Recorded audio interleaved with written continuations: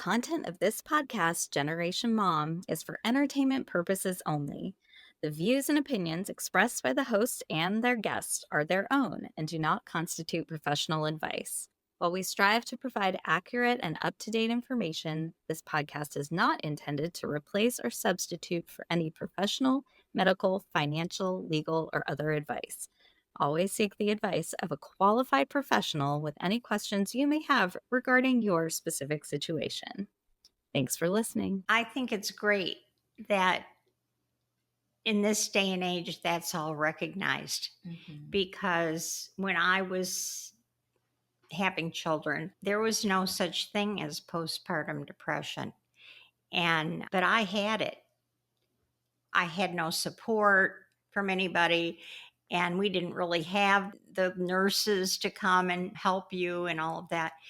And got into this really dark place, and I wasn't sleeping because I was afraid she was going to die during the night, and I had to watch over her. And it was really awful. And I needed to be on some medication or something, but I just white knuckled it. And when I tried to talk to somebody about it, doctors about it, they looked at you like you had two heads. Like, why are you having those thoughts?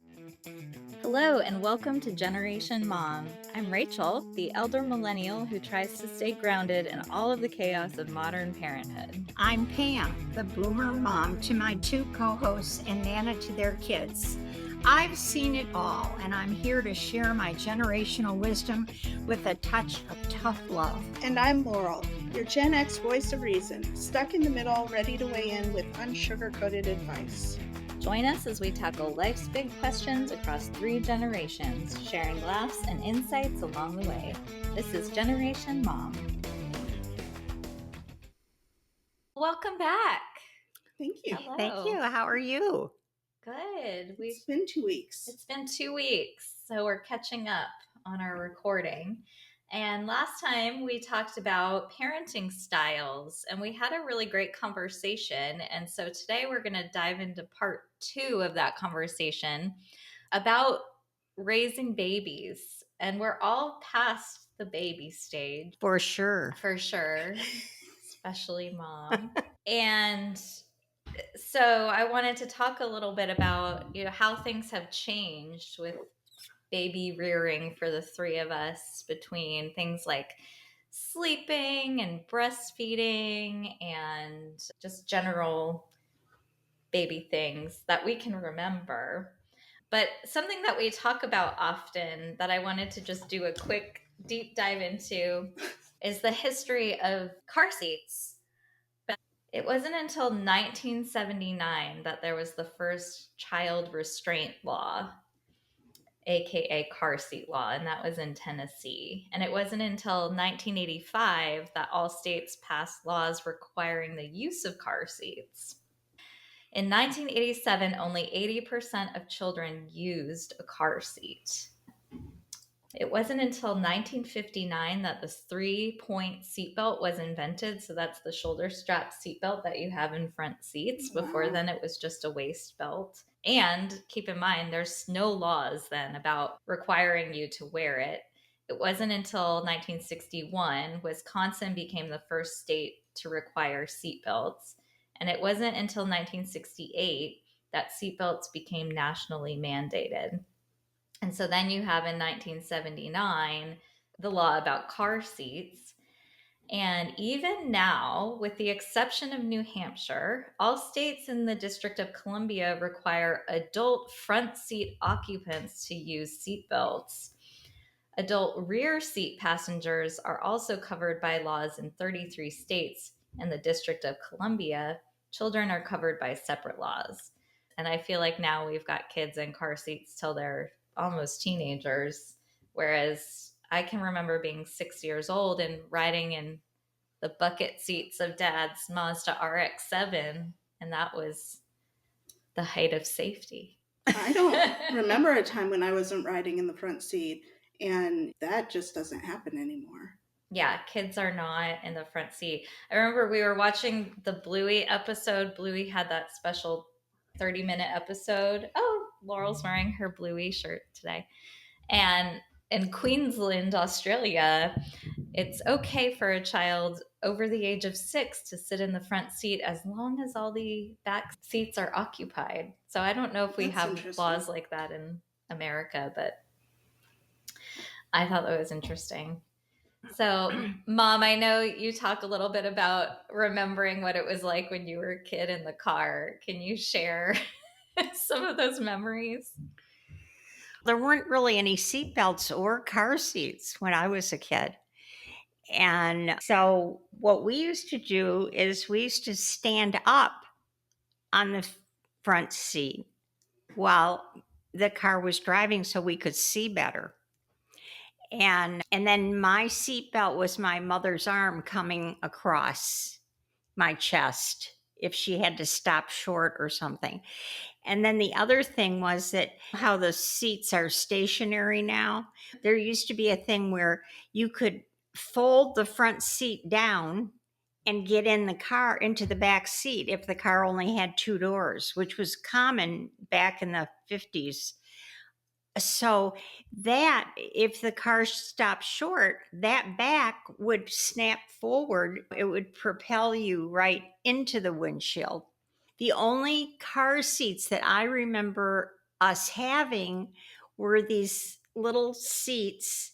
We were in like a car seat, but there was no protection, and there was usually a steering wheel in front of us so that if the car got in an accident, you would smash your face right into that. And the other kind of things that they had to put babies in was these sort of bassinets, which they'd put on the seat in the back seat. So if the baby was really small, that's where they would go.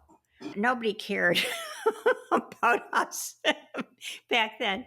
But I do remember, let's see, Laurel was born in 76.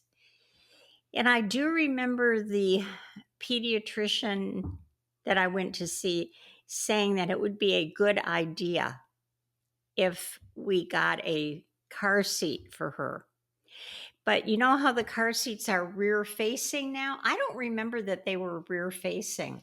I thought it was funny when I was researching. It said originally child seats started out as nothing more than burlap sacks with a drawstring that hung over the headrest on the passenger seat. You have to put your baby somewhere while But you're the driving. seats were really designed just to lift the child to allow them to look out the window and keep the child more or less in one spot in the car. So they were really child restraints. Yeah. Containment devices. I did carpooling. This is terrible to admit now, today, but we decided in our meeting, our carpool meeting, that it would be a good idea to put the kids in seat belts.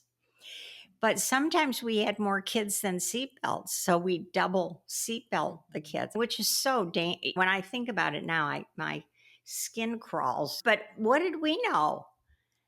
We didn't know anything. There weren't any safety regulations, and it just was so dangerous. Now, if you carpool, you have to have a car seat for each kid.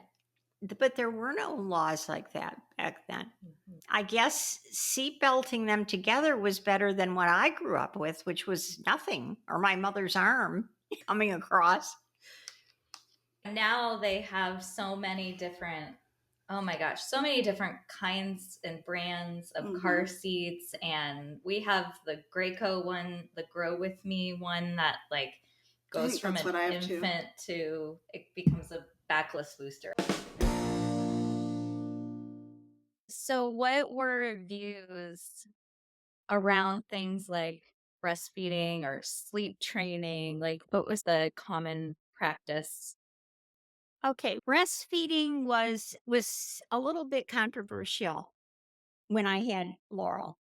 It was becoming more popular to breastfeed your kids, and most of the literature said it was healthier, which it is. But then you had your mother, and my mother thought that breastfeeding was barbaric, and she didn't breastfeed any of us. And so when I said that I wanted to breastfeed, she was pretty horrified that I wanted to do that. And she also was very insulting. She told me that my breasts were too large for me to breastfeed and that I wouldn't be able to do it discreetly because of the size of my breasts. And of course, you weren't supposed to breastfeed in public then. That was scandalous at that time. Although that's my generation was the generation who did start to do that. Some of us were braver than others and could get around our mothers better. But so I did try to breastfeed Laurel, but I got so much negative flack about it. It really made it difficult. And as you both know, it's hard enough to breastfeed without having somebody criticizing you for it. Eventually, I did put her on a bottle and she was much happier actually because I think I was less tense and the babies can feel that. And then with you, Rachel, I didn't even try. I was defeated, which is too bad. I feel bad about that. I really do. I have some regrets about that. I think you have to go with what you're feeling most comfortable with. Now, I'm an advocate for breastfeeding. I think it's very good, especially in the first 6 months or so of a child's life. But I didn't have the support. And I think it does take some support in order to do that successfully. So I wanted to talk to you, Laurel, about your journey with breastfeeding babies and what were some of the attitudes around breastfeeding for you at the time? For us, breastfeeding was, I think, regaining popularity. I think prior to sort of me becoming a parent or those years ahead, formula was very normal and expected. And I think a lot of the parents going back to work sort of thing and all of that plays into that. But it was I came up in the era of all the sort of crunchy mom stuff. And all the research coming through about breastfeeding being what's best for the child and all of that. So I absolutely intended to breastfeed. That was a big priority for me. With my first child, I had a very traumatic birth experience. And so I had a hard time initially nursing him. And then I ended up with an infection soon after and in the hospital for a couple days after that. And they scared the crap out of me there because I was on all the medication and antibiotics and everything. And it's like the doctors handed me formula and closed the door on my nursing experience. And now I look back and I realize I could have got that train back on the course, but I didn't understand that then. I didn't realize that then.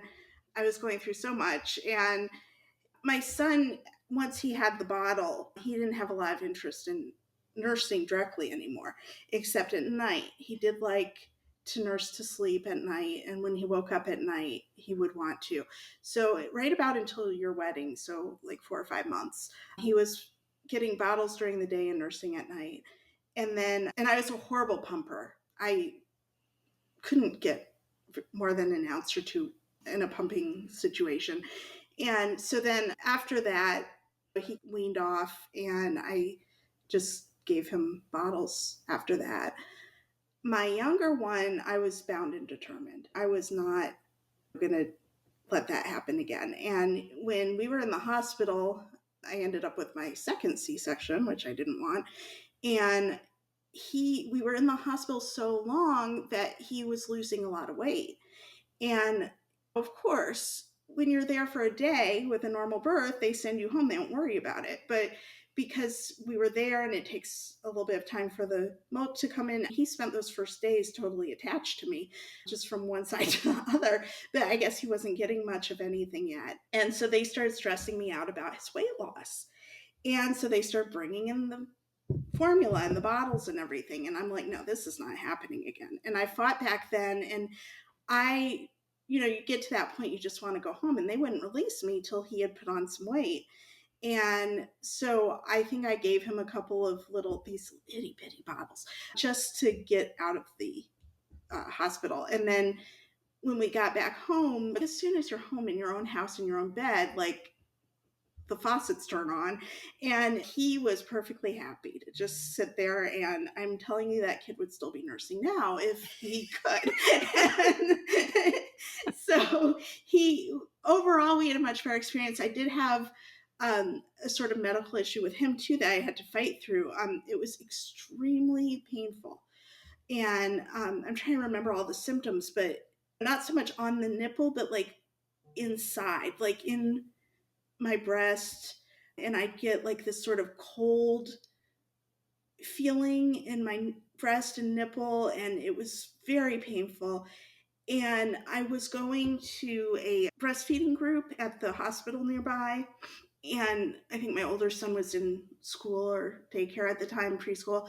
And so I'd go, and I just got lucky. I was explaining what I was going through, and another mother there said, I think this is what you have. Here's the name and number of a woman who helped me. And I forget what it was now, but basically they put you on blood pressure medication. And I forget the whole situation now, but it does something to help it not feel that way. And once I got on that medication, I stopped having that feeling, and then eventually got to the point where you don't notice it at all. You don't feel it at all. And that led to me nursing him forever. That was good. It's something I don't think if I'd walked into a doctor's office, they ever would have thought of. But because I happened to just meet up with that one woman, and she gave me the name of a nursing specialist, a sort of, I don't know if she was a postpartum doula, but she has a business helping women with lactation. She's a lactation consultant and all that. That was a much more positive sort of situation. Yeah. I had a very similar experience with my first. I also had a slightly traumatic birthing experience with her, and I lost a lot of blood. And that's a whole nother story, but they did not give me a blood transfusion, which they should have. And so because of that, my milk never really came in. And I remember she was a cluster feeder, probably because she wasn't getting anything. Like, she wasn't getting a lot, and it hurt a lot. And we went, and the lactation consultant was very nice, and she had me on iron supplements and was trying to like get that figured out. And we had what is it called? A lip tie revision done, which was traumatic for me to watch that. So I tried my best to breastfeed her. And I remember sitting in bed one night Googling, is it okay to stop breastfeeding my daughter? And I think I wanted to breastfeed again because I knew that it was definitely a breast is best environment, and I knew it was healthy, but my mental health was struggling, and it was struggling because she was trying to feed all the time. She was also losing some weight, so I had the pediatrician as well saying I was going weekly to weigh her, and she was a big baby, so even though she was losing some weight, like they were like, we'll let you try for a few more weeks, and then we're going to start talking about formula. And so as I was Googling in the middle of the night, I came across a story about a woman who did combination feeding. So what you ended up doing too, she would breastfeed her daughter first, and then she would give her a bottle. And so we ended up doing that for a little while, where I would, feed her a little bit, and then I would breastfeed her for a little bit, and then I'd give her a bottle.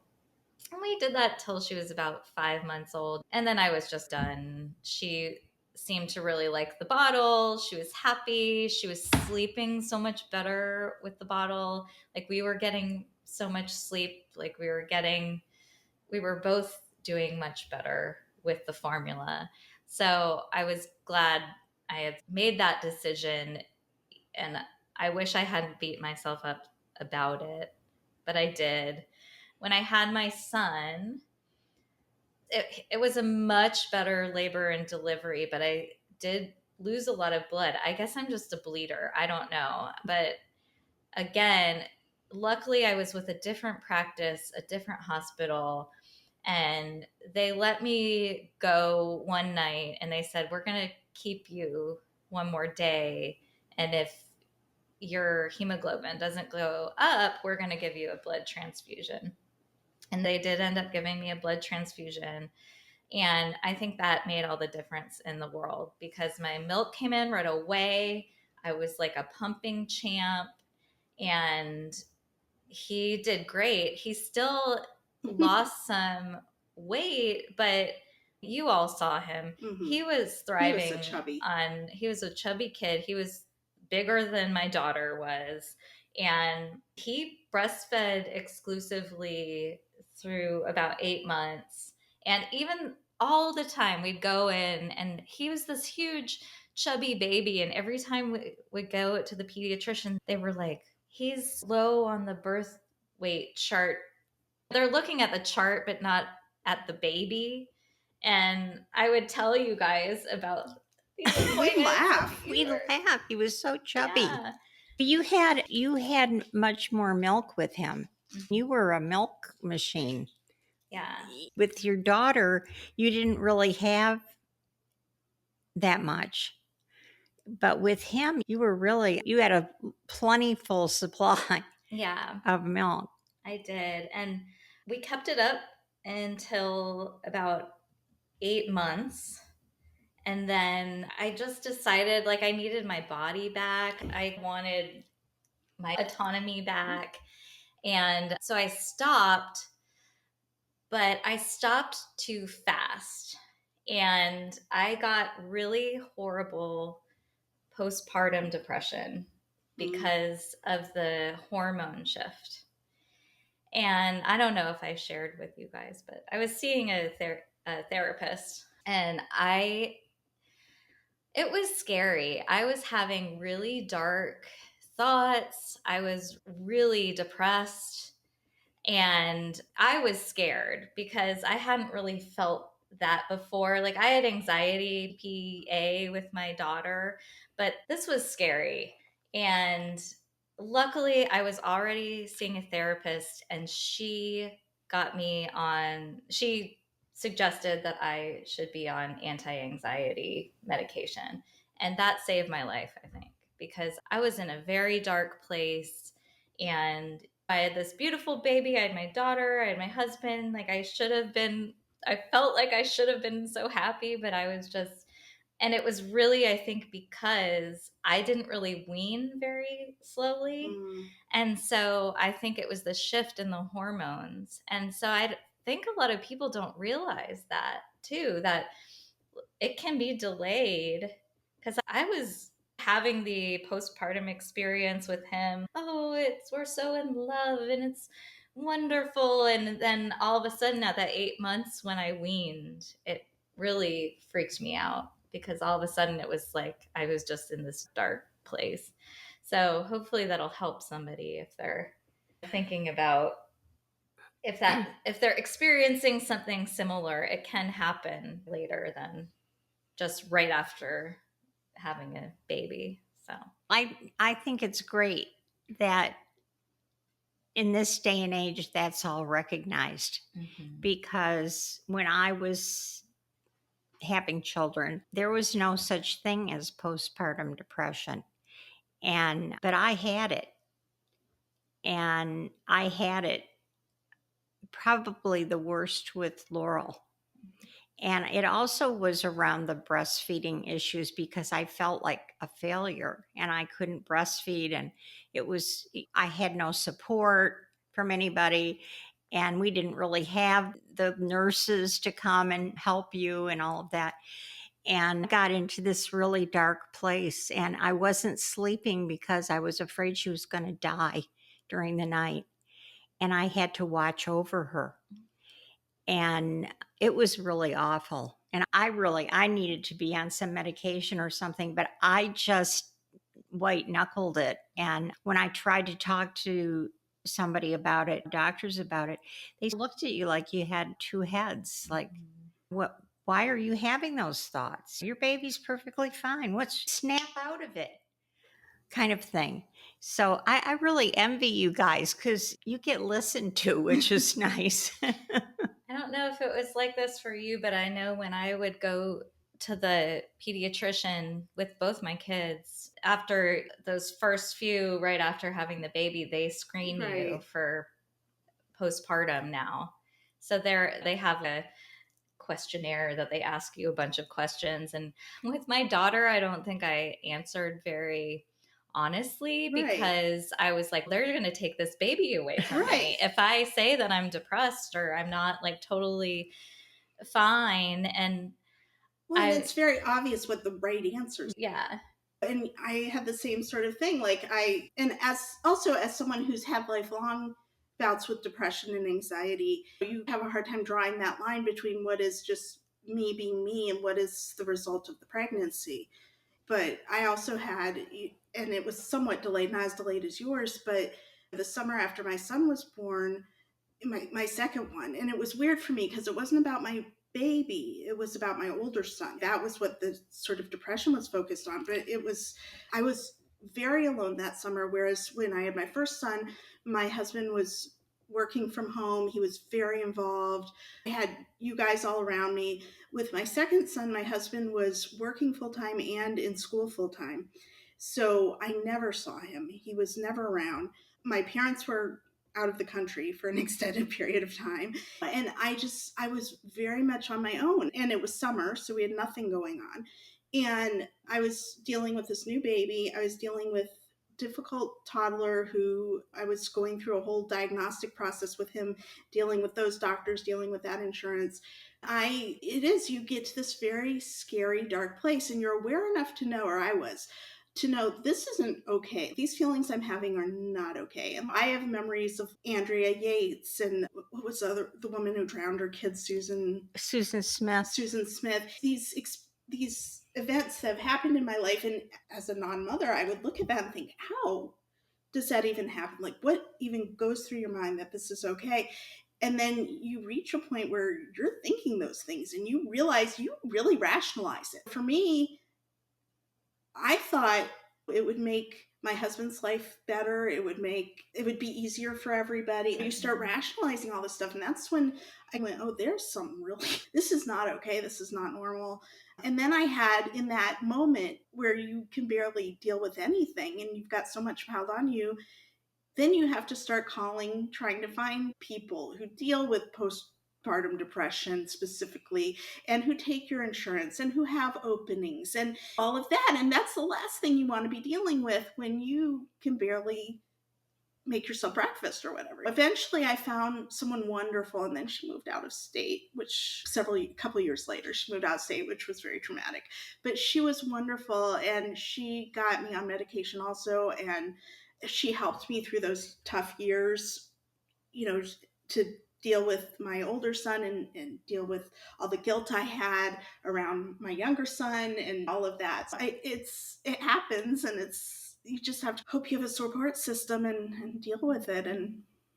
But at least today, these mental health issues in general and around pregnancy and birth and all of that are accepted and are identified, and you aren't made to feel like you should be put into a mental institution right away, or your children should be taken away. Yeah. And the dark thoughts I was having, I would never tell anybody what they were, because I was convinced that the Child Protective Services would show up. But I was very afraid. Because I would have these visions of giving her a bath and her slipping in the bathtub and drowning and all these terrible things. And I'm going, but no, that's not going to happen because I'm right here with her. But what if this and what if that? And I had a tremendous amount of guilt, not only because I felt at times that I wasn't adequate to take care of my baby, but that I was having these thoughts. And how could I have these thoughts? I had this beautiful little girl. And what is wrong with me? There really is something wrong with me. Maybe the men in the white coat should come and take me away. And I had no one to turn to. Absolutely no one. And that was really hard. And people didn't talk about it like they do today. And I don't know. I wonder sometimes how I got through it. And I thank God that I knew that what I was thinking was not right. And I didn't slip into a psychosis, which I guess I could have very easily and done something that I would regret for the rest of my life. And so it made me hyper vigilant to her instead of, but my thoughts were about her being harmed. But that made me hyper vigilant, not want to go through with the harm. I guess I was lucky in that. I don't know. I worry about that now because I think how alone I really was. And I think it's so wonderful that you have today, they listen to you and you get on medication and your parents understand it. And you were just looked at as crazy. So, of course, you didn't want to really share it with anybody. When with my daughter, I think I white knuckled the postpartum anxiety because I was scared to tell anybody because I thought there was something wrong with me. Some of the thoughts, the intrusive thoughts I would have. And I didn't do a lot of things with her because I was scared. Like, I remember not wanting to go to the grocery store with her because I thought I was going to drop her in the parking lot and hurt her head. I was scared about even just like walking around the neighborhood. What if somebody kidnaps us in the neighborhood? Like, I had all of these intrusive ideas of things that would happen to her and she would get hurt. And I remember just thinking, I just must be crazy. I don't know what's going on because I didn't feel depressed, but everything scared me. And it was the anxiety. And so I'm thinking, oh, postpartum depression, I wouldn't be able to get out of bed and I wouldn't be able No, to that's not true. take care of her. And so I didn't understand that's what was going on until I was through it. and then I started to learn more about it and that other people are have that too. It sounds like we had a similar. Yeah. You did come and talk to me about it. I don't know if you remember, but you were here one day and you didn't look very good. And I started probing. And the next thing I knew, you were in tears telling me what. Mm-hmm. And I think I told you then that what you were going through was normal and that I had experienced it too. And which I think just helps to know that you're not alone. Yeah, it does. It does. I think the sleep is another thing that probably also contributes to PPA and PPD, but also I wanted to talk a little bit about what are some of the ideas about sleeping and how you approach the whole baby sleep thing with your kids. Sleep was considered a good thing. It's something that babies should do, and they should do it in their own beds. So, from the time that we brought you home from the hospital, both of you were put into your own crib in your own room. And I remember one of the biggest fights that I had with your father was that there was one night when Laurel was cried and cried and cried, and I kept going in and taking her out of the crib and rocking her and all of that. And then finally, your father said, "Okay, that's it. You're not going to go in again." And I said, "But she's crying. I've got to go in." "No, you're not going in again." And we had this huge fight, and he sat on me and wouldn't let me go in. And finally, she went to sleep. And I was up the entire night because I'm worrying, oh my God, she choked to death. She threw up. She did that. I had all of these things that I'm thinking of that must have happened to her. And I go running in there in the morning, and there she is, smiling and putting her arms over her to take her out of the crib. And I thought, oh my God, that was terrible. So, yeah, our generation thought you should let them, or some people like your father thought that we should let them cry it out. My older one doesn't sleep, and that would be even as a little kid, he'd be up past midnight jumping around in his crib. Initially, he slept in I had, I guess, a co-sleeper next to the bed initially, but that didn't last very long. I was scared for him to be in the bed with me. He slept in the swing for a really long time, and you're not supposed to do that. But that was the only way we could get him to sleep. And so we had, and I still remember the little song playing all night long in the bedroom. And he'd swing, it would click back and forth. And then he got too big for that. And then we got to a point, and I did it slowly. Like I started with naps where I'd put him in his crib, and he would sleep in the crib, hopefully. And then at night I started putting him in the crib, but even then he'd wake up for his bottle in the night, and I'd end up with him in the bed for the rest of the night. And then as he got a little older past the baby stage, then he would be jumping in his crib and flopping around and stuff. My younger son is different in his sleep. He tends to go, and then the minute he sees a pillow, he is out cold. He just is out, and he sleeps through the night, and he's an early riser. He's just like his dad. He slept in the bed with me for a good bit, mostly because, again, I was nursing, so that was easy. He could just help himself. And then again, I started with naps, putting him in the crib, and then moved to bedtime, and that went really well. And he was sleeping all night in his bed, and then at some point, he figured out he could climb out of his crib. My older son never figured that out and was actually in his crib for a really long time. And one of the most traumatic things we ever did to him was convert his crib to a toddler bed. And I regret that, but I think he was 3 at that time. It wasn't like it was unreasonable. My younger one, we converted the crib before 18 months because he was climbing out of it. And then he'd get upset because his lovey or his passy or something would be in the crib and he couldn't get to it. And that was that situation. And then he'd come and get in bed with us.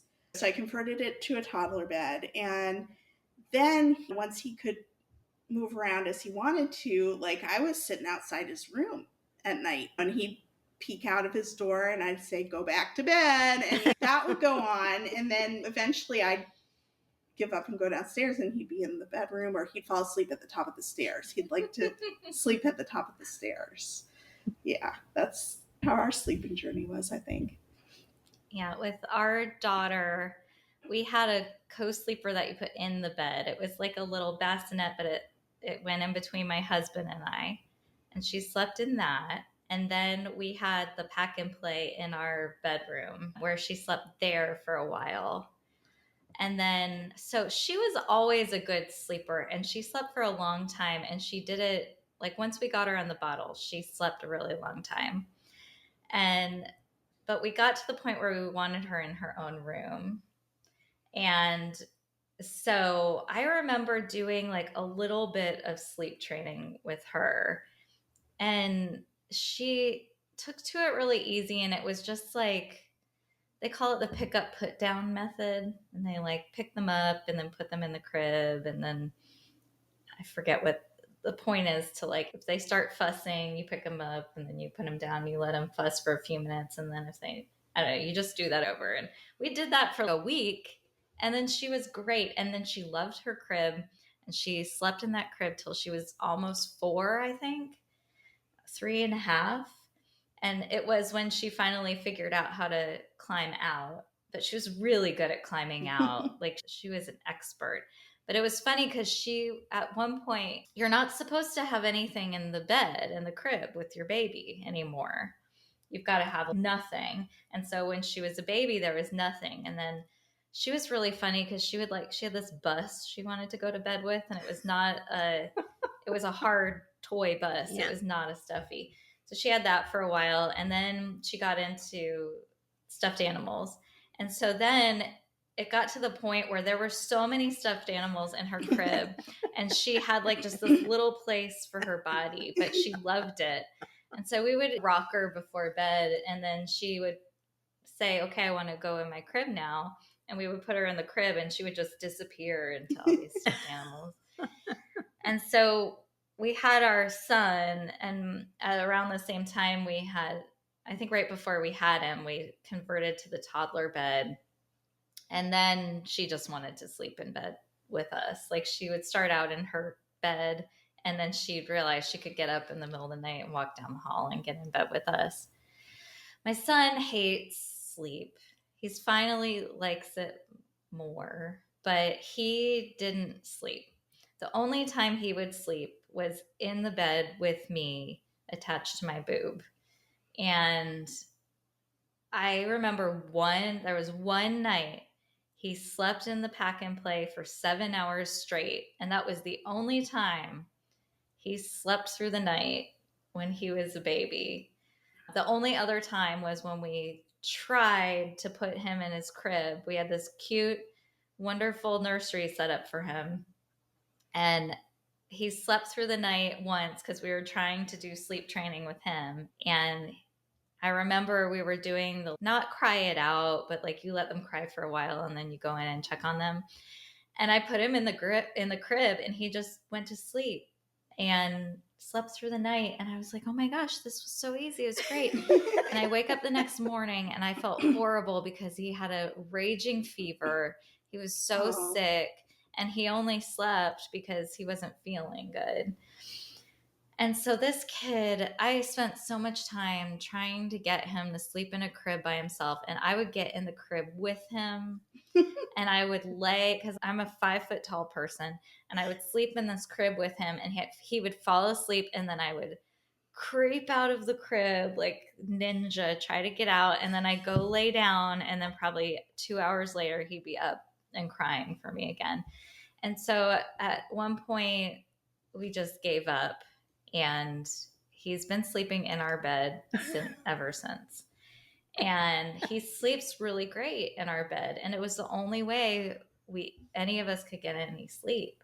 We just redid his room and it's really cute. And we're going to try to start getting him to sleep in there. We'll see what happens. And one thing I want to say is I think we all can look back and wish we've done things differently. Mm-hmm. I think any way you can feed your baby, as long as your baby's fed and healthy, that's all that matters. If you want to try breastfeeding, try it. If you don't. I think ultimately it's important for the mom to mentally feel good. Right. And it's important for the baby to be healthy, and at the end of the day, it's not going to matter if they were breastfed, if they co-slept, if they, like my pediatrician says, they're not going to sleep in your bed when they go to college and maybe.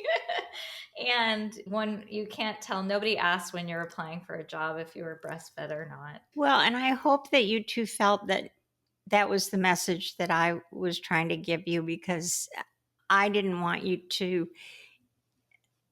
you did anyway, but I didn't want you to have the experience of feeling guilty because you were having trouble breastfeeding or whatever, because that's what I believe that very much too. And a pediatrician once told me when I took you, and you both were hard to potty train, and I took you to the doctor because you were 3 and still in a diaper and enjoying it very much. And you had a pacifier. And he said to me, you can either worry about this or think about when she graduates from high school, she's not going to be in a diaper and have a pacifier. And after he said that, I took a much more relaxed position on it. And I really didn't worry about it. I gave up with Laurel. I just gave up. I was trying to potty train her, and I remember I had this potty training book, and you were supposed to put the kid on the potty and give him M&Ms. And you had to do this for an entire day. And by the end of the day, she was in tears. I'm in tears. I took the book, I ripped it in half, threw it across the room, put a diaper on her, and I said, "It's going to be your husband's problem."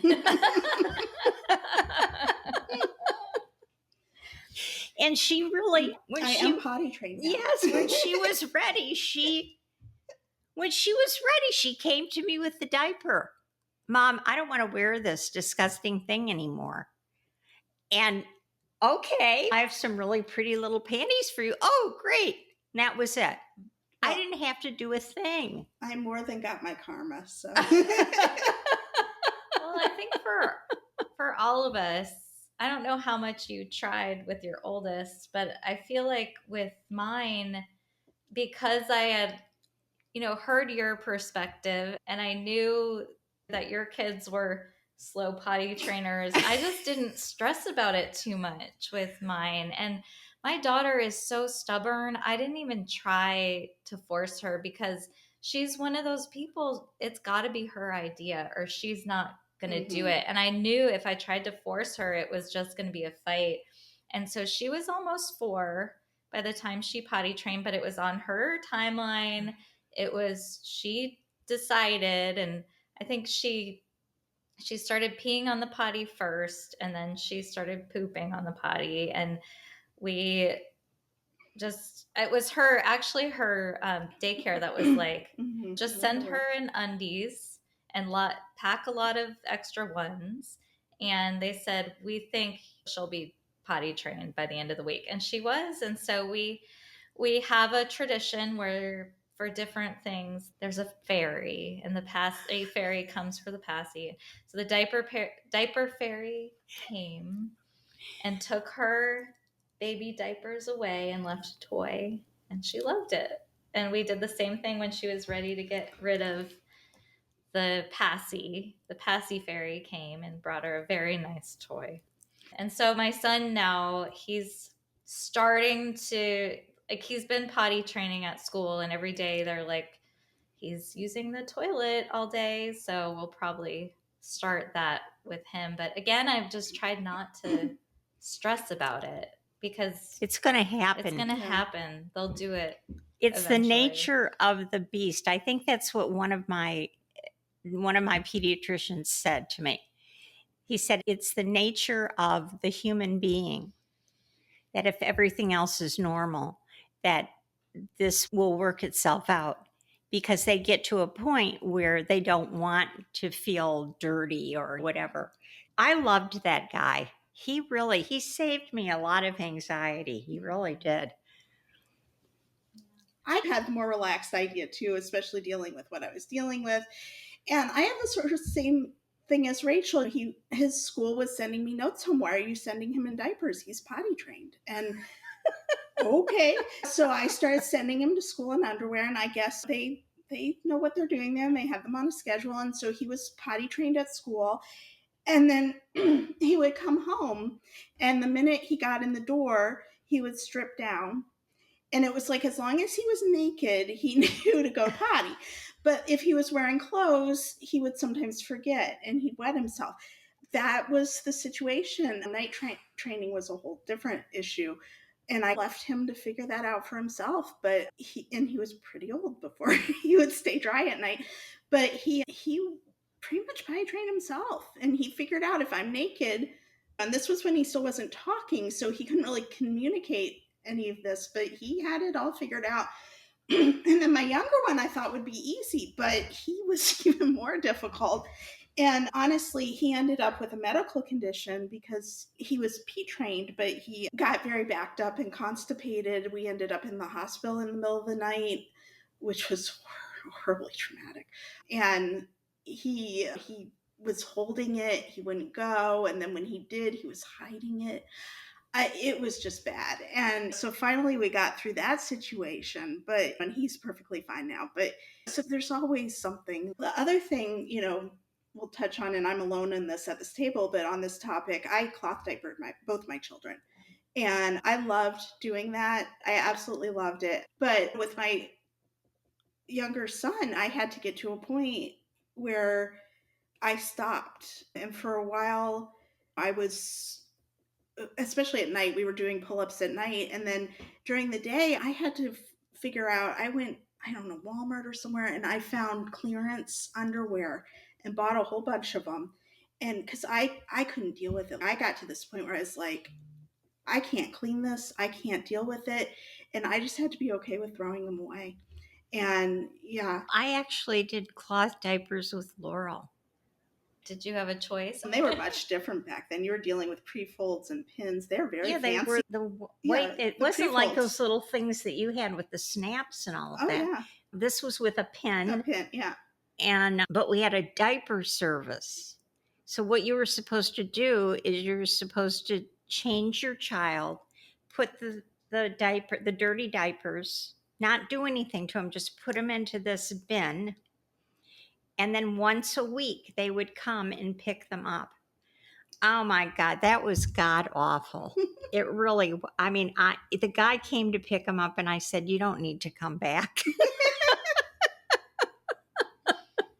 And I went to disposable diapers, which in those days weren't the greatest. You have to really change the diaper constantly, whereas today they're all these engineered with all this absorbing and all of that, and that they weren't like that then. But boy, it was better than that diaper bin thing. Oh, that was horrible. So when you said you were going to cloth diaper your kids, I was horrified.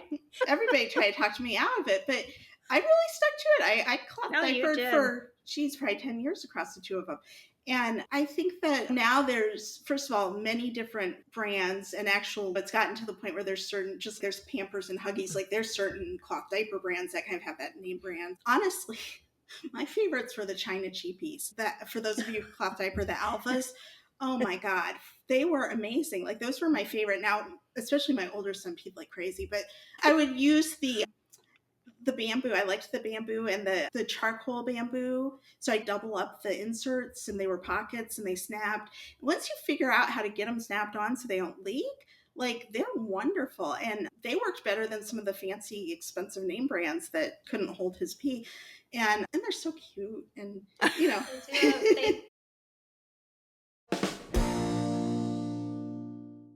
This was fun. I hope it's helpful too for people to hear our stories and hear the different perspectives on babies and know that you're doing the best you can. The best you can.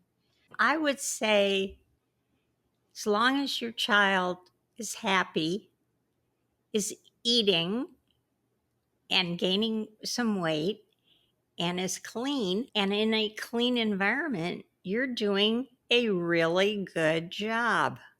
So pat yourself on the back, because raising children is difficult and none of us are perfect and we all make mistakes.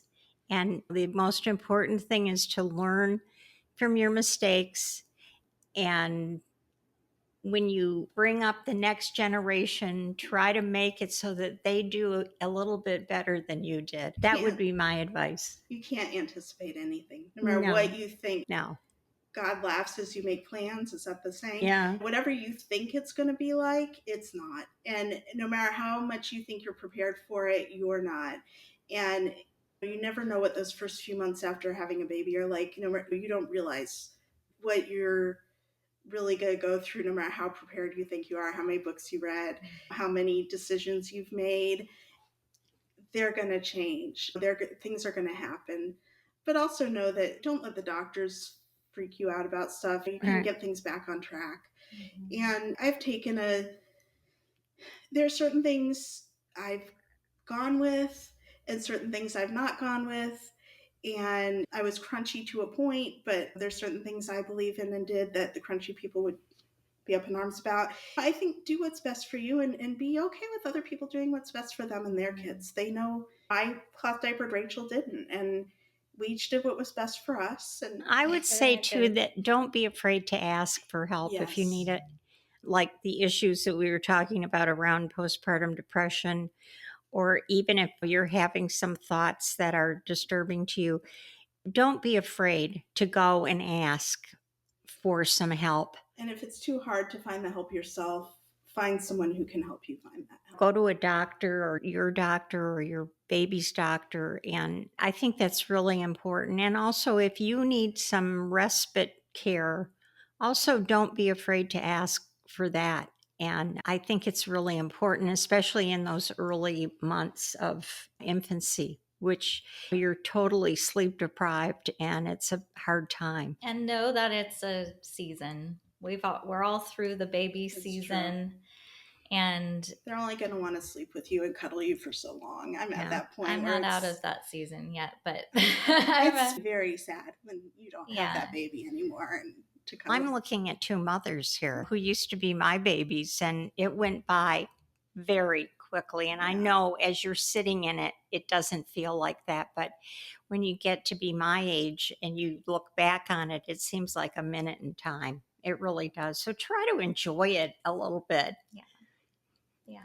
Enjoy it. Know it's okay. You're going to have the moments where you don't enjoy it, but also as you get out of the season, the hard nights, they'll fade a little bit too. You'll remember the good stuff more than the difficult stuff. And some of the difficult stuff will make good stories someday. Yes.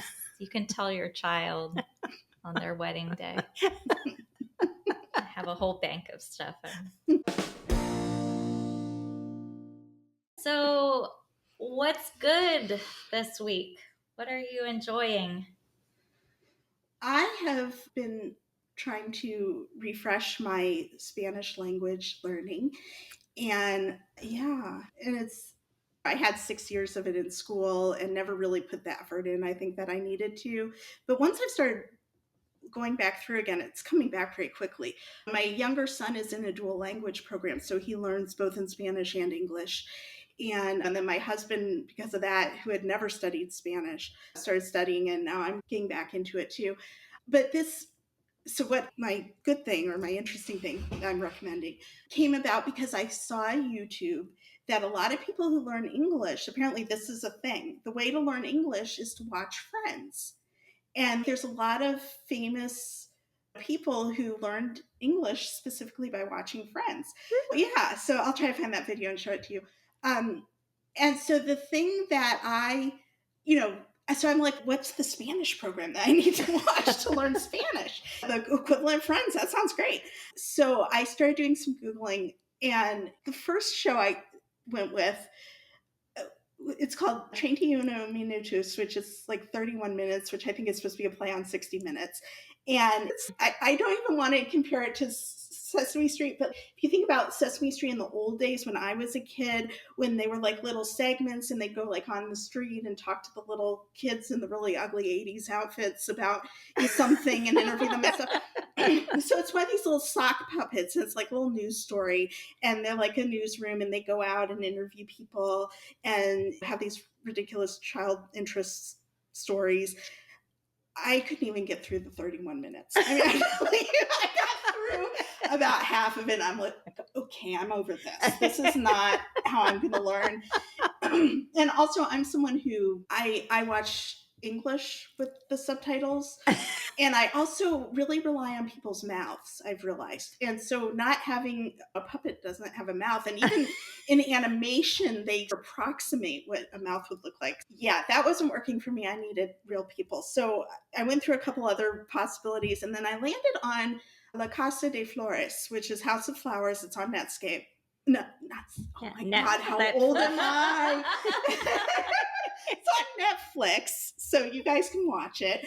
And they actually do have it in English also, but I'm watching it in the original Spanish with subtitles. My husband calls it a telenovela, but it really isn't. It takes itself a little more seriously than a telenovela does, which is very soap opera ridiculous. Yeah. But it has all those stories, like it's very soapy in its storylines, but it's more drama-like. But it's funny. And so I'm listening to it in Spanish, and I've got the English subtitles on, and I'm just hoping it's going through me in osmosis. And then I guess you're supposed to go back through and watch it with the Spanish subtitles, and then you're supposed to watch it just in Spanish. But I'm enjoying the story. It's a good story, so I think you guys would both enjoy it. How about you? I have a cute story to tell. Okay. We took care of Laurel's sons a couple weekends ago, and her youngest son liked to watch the Olympics with me. And he particularly liked the swimming and the diving and the running. We watched it the night they got here to stay with us. And then the next day, we spent most of the day in the pool. And so he was coming up with all of these games to play in the pool. And I was sitting in a chair, in one of those pool chairs. So he got in the other pool chair and he said, okay, we're going to have a race. So we raced in the chairs and he was winning with the chairs. So then he says, Nana, let's race without the chairs. So I said, okay. And I got out of the chair and he says, and look, Nana, I'm going to give you a 10-second head start, okay? Because you're probably going to need that. And I said, okay. Wow. So he gives me a 10-second head start and I won the race. No. So he's looking at me and he goes, wow, Nana, I never thought you'd be able to swim like that. And he says, okay, let's do it again. And he says, this time I'm not giving you a 10-second head start. I said, okay. So we race and I won. And he's going, Nana, you're old. How can you swim like that? And I said, honey, I've been swimming for a long time. And he said, but Nana, look, you're 76. I'm 9. And he says, all right, I'm telling you what we're going to have to do. He said, this time we're going to do 3 laps straight. And then we have to do 3 laps around the pool. Oh, so I said, you won. Oh my goodness. That's funny. Mine this week, we finished my son's room. We've been redoing it because he's obsessed with planets. I've mentioned that before. And so he has a new bed and we painted one of the walls black. I sent you guys a picture and we did some like finger painting with white paint. And we got these decals of the planets to put on all the walls. And then we put glow-in-the-dark stars all over the walls. And he hasn't slept in it yet. But the other night, I got up in the middle of the night to let the dogs out.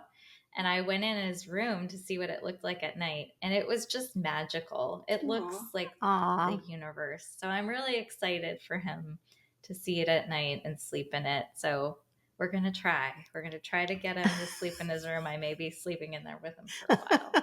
Thank you for chatting and our discussion today. And if you're enjoying us, share us with your friends and family or anyone you think might be interested in listening to us.